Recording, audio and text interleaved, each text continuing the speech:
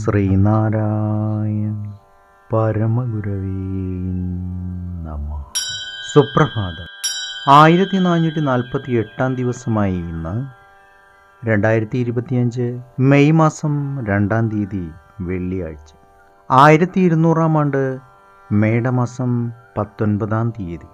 ഗുരുവചനങ്ങളിലൂടെ സാധുക്കൾ സംഭാവന ചെയ്യുന്ന പണം ആർക്കെങ്കിലും ധൂർത്തടിക്കാനാണോ?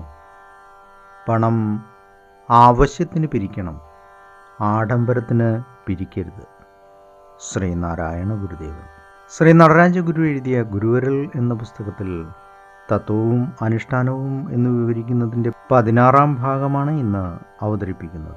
ജാതിമേന്മ മതാചാരത്തെയും മതാചാരം ജാതിമേന്മയെയും പരസ്പരം പരിരക്ഷിച്ചിരുന്നത് സാധാരണക്കാരന് വളരെ കാലത്തേക്ക് സ്വീകാര്യമായ ഒരു വ്യവസ്ഥയായി തന്നെ നിലനിന്നു പോന്നു.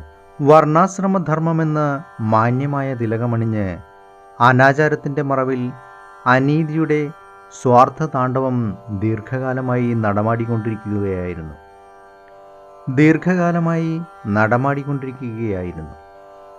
മതത്തിൻ്റെ ഊരാളന്മാർക്ക് സൗകര്യമാകുന്ന സമയത്ത് സൗകര്യമാകുന്ന രീതിയിൽ ധർമ്മത്തെ അനുശാസിക്കുവാനും വ്യാഖ്യാനിക്കുവാനും അവർ തയ്യാറായി ഇരുന്നതാണ് ഏറ്റവും ശോചനീയമായിരുന്നത്.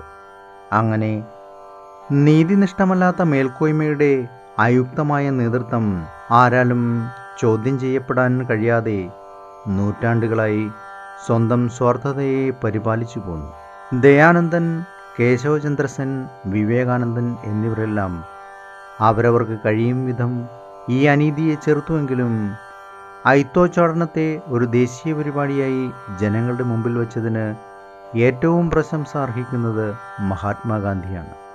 മഹാത്മാഗാന്ധി ഈ വിഷയത്തെ വീക്ഷിച്ചത് അഖിലേന്ത്യാ രാഷ്ട്രീയ താൽപ്പര്യത്തിൻ്റെ വീക്ഷണകോണിൽ കൂടി ആയിരുന്നുവെന്നുള്ളത് പ്രത്യേകം അനുസ്മരിക്കേണ്ടതാണ്. ഏവർക്കും നന്മ നിറഞ്ഞൊരു സുദിനമായിരിക്കട്ടെ എന്ന് ആശംസിച്ചുകൊണ്ട് നിർത്തുന്നു.